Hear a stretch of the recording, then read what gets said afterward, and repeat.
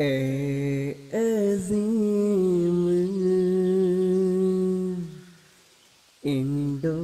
Indonesia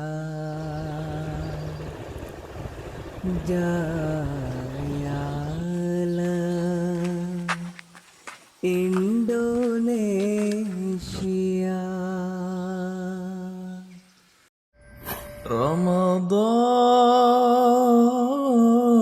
Ramadan Mubarak. Assalamualaikum, mau balik. Waalaikumsalam warahmatullahi wabarakatuh. Lagi ngapain nih, Pak? Ini lagi nikmatin pemandangan di sore hari ini. Di mana kita nih, Pak? Yang saya tahu ini di daerah Mandai. Iya, iya. Ngomong-ngomong, Tuan ini puasa atau tidak? Puasa dong, Pak. Oh, Bisa dapat Ramadan sama puasa nih. tapi kok kelihatannya lemas sekali ini Tuan. Itulah. Kami ini nggak sahur nih, Pak. Ah, Jadi gimana Pak, kalau kita nggak sahur boleh nggak nih puasa tetap lanjut nggak? ini bagus ini pertanyaannya. Sebenarnya Hadrat Rasulullah Shallallahu Alaihi Wasallam pernah bersabda bahwa sebenarnya sahur itu merupakan sunnah, bukan sebuah kewajiban yang harus dilaksanakan. Tapi yang namanya sunnah itu apabila bisa kita laksanakan itu lebih baik. Tapi kalau misalnya karena kondisi kita tidak bisa melaksanakannya, maka itu tidak apa-apa pula. Jadi orang yang tidak sahur itu masih boleh melanjutkan puasanya. Tapi alangkah bagusnya kalau misalnya kondisi kita normal, makanan pun ada, bisa bangun pagi dini hari sebelum subuh, maka sebaiknya kita sahur. Karena Rasulullah Shallallahu Alaihi Wasallam pun pernah bersabda bahwa janganlah kalian meninggalkan sahur meski hanya dengan segelas air. Karena begini, sahur itu ketika kita melaksanakan sahur, maka akan banyak sekali keberkatan yang akan kita dapat. Kenapa demikian? Karena sebuah keberkatan itu dapat kita raih ketika kita mengikuti contoh-contoh yang diberikan atau yang diajarkan oleh Nabi Muhammad Rasulullah Shallallahu Alaihi Wasallam sendiri. Maka apabila kita mengikutinya, maka tentu keberkatan itu akan kita dapat, Tuan. Jadi nggak sahur pun nggak apa-apa, Pak ya, kalau misalnya terlewat sahurnya ya. Ya, nggak apa-apa itu. Tapi kalau misalnya itu memang ketika kita sudah berusaha susah payah bangun, tetapi pas kita bangun ternyata kita mendapati hari sudah terang, maka berpuasalah. Oh. Jadi niatnya kapan tuh Pak? Niat sahurnya? Nah, ya ini bagus juga nih pertanyaannya. Sebenarnya kan niat puasa itu kan sebelum hari puasa itu kan kita sudah tahu bahwa besok itu akan puasa. Maka sebelum sahur tiba atau pada malam harinya pun kita sudah berniat. Bahkan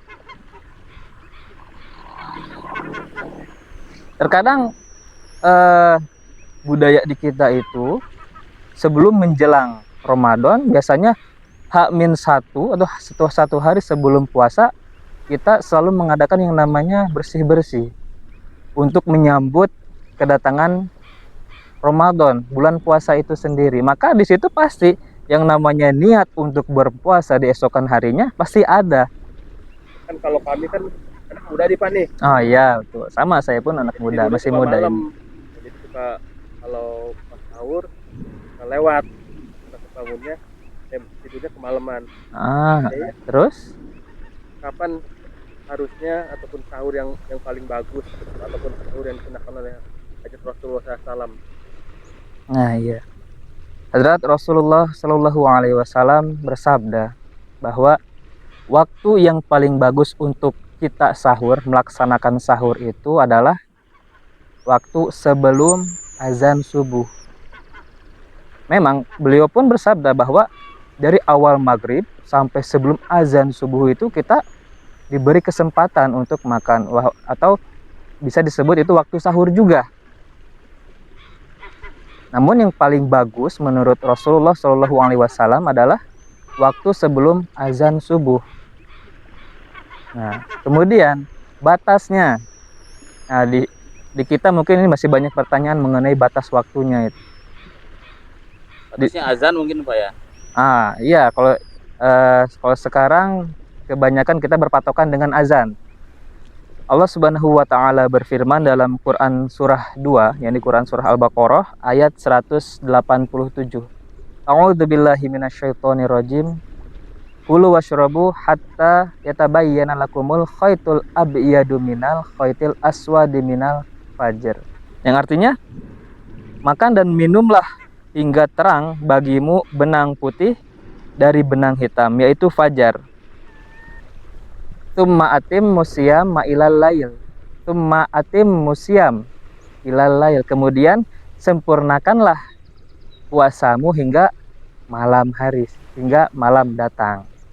Nah, di sini dikatakan bahwa batas sahur itu adalah ketika kita melihat datang kepada kita benang putih dari benang hitam, maksudnya terlihat garis putih di awan yang menandakan bahwa fajar itu mulai terbit. Nah, itu batas dari sahur.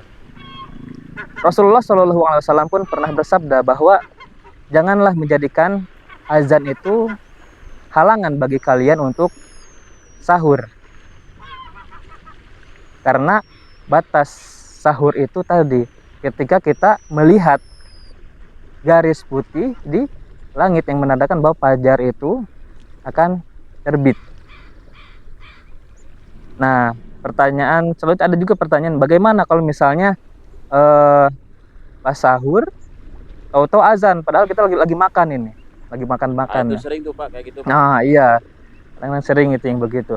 Nah, jawabannya adalah Rasulullah SAW bersabda bahwa ketika sendok tengah kalian masukkan ke mulut, kemudian kalian mendengar azan, maka jangan kalian kembalikan sendok itu ke piring, tetapi lanjutkanlah makan kalian, selesaikanlah dulu makan kalian, baru setelah itu baru sempurnakanlah puasa kalian. Nah, di situ artinya bahwa ketika kita sedang makan, azan pun dikumandangkan. Nah, di sini tidak perlu bingung lagi, karena beliau pun bersabda bahwa lanjutkanlah makan itu sampai selesai, sampai tuntas. Setelah itu beres, kemudian lanjutkanlah puasa kalian, sempurnakanlah puasa kalian dari setelah fajar itu sampai malam hari. Gimana Tuhan, masih ada yang ditanyakan? Kalau ada nggak keutamaan orang yang sahur sama yang nggak sahur? Karena kan tadi kalaupun yang sahur juga yang sahur di siang hari, sebelum tidur kita udah makan terlebih dahuluan, niat untuk puasa di sana, ada nggak bedanya tuh dengan orang yang bangun untuk niat sahur terlebih dahulu baru? Iya, pasti ada perbedaan. Kenapa?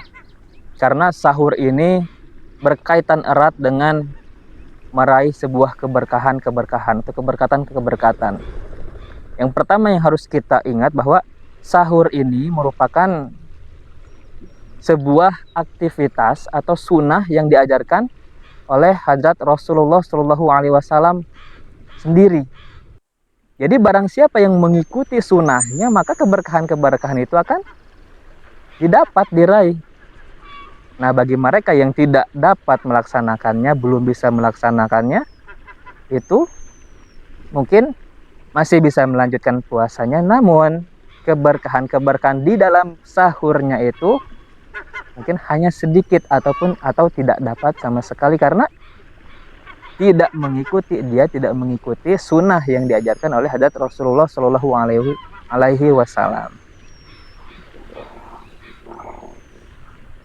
Nah, perbedaannya tadi ya di keberkahannya itu. Nah, kemudian keutamaan yang lain bagi mereka yang melaksanakan sahur dan tidak melaksanakan sahur. Ibarat puasa itu, kita ibaratkan sebuah medan perang puasa itu. Nah, sahur itu waktu di mana kita harus mempersiapkan segalanya, baik itu perbekalan, persenjataan. Nah, apabila kita ingin turun ke medan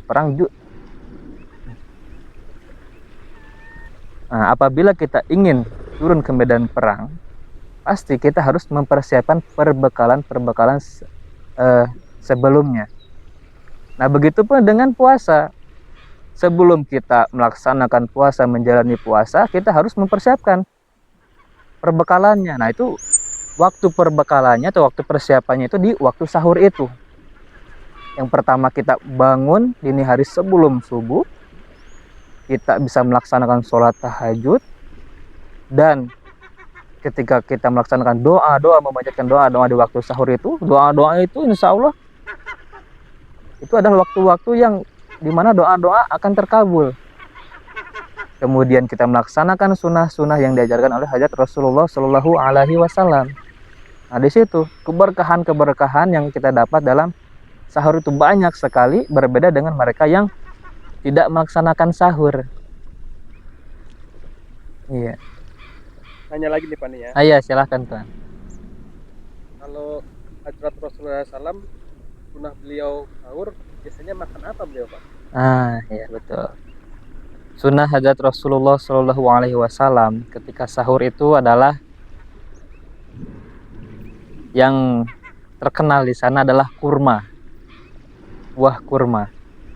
Beliau Shallallahu Alaihi Wasallam sering sekali sahur itu menggunakan kurma dan air. Kenapa begitu? Karena yang pertama harus kita ketahui, di dalam kurma itu mengandung banyak sekali zat glukosa, yakni zat gula.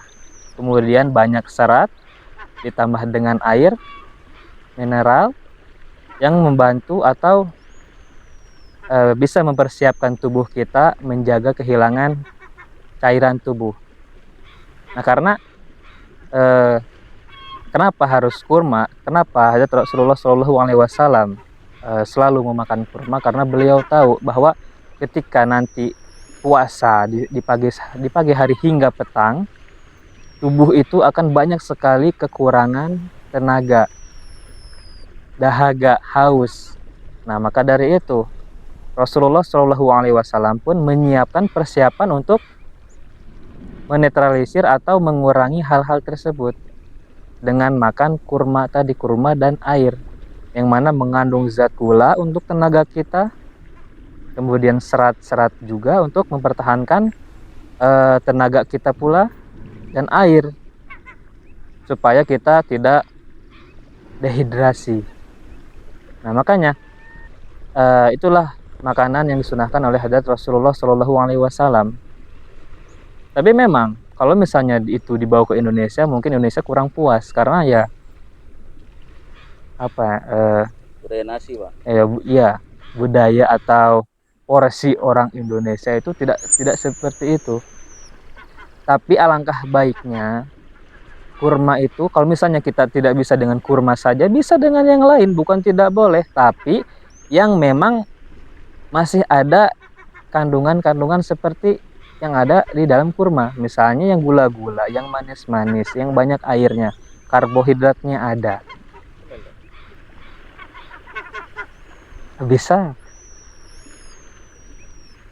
Nah, tapi harus kita pikirkan juga yang cocok, yang pantas, bukan sekedar manis. Apakah kalau misalnya manis lagi makan gula saja ya Pak, gitu ya? Tidak seperti itu, karena di dalam nasi pun ada itu kandungan gulanya. Kemudian diminum minumannya, bisa bikin susu, bisa apa. Nah, tapi yang paling diutamakan adalah harus sesuai dengan kapasitas kita.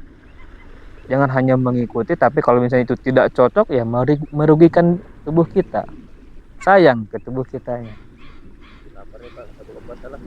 Ya sebentar lagi, sabar tuh. 5 menit lagi Pak. Oh iya, betul.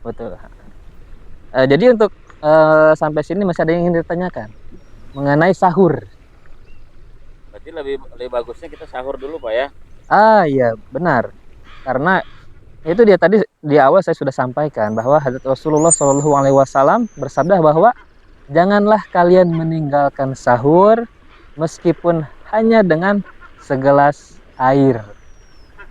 Ya baik bapak-bapak, tuan-tuan yang ada di sini. Apabila tidak ada pertanyaan lagi mengenai sahur, saya cukupkan sekian. Terima kasih atas pertanyaan-pertanyaannya. Dan saya mohon maaf apabila ada kesalahan-kesalahan atau kekurangan dalam hal penyampaian. Jazakumullah. Assalamualaikum warahmatullahi wabarakatuh.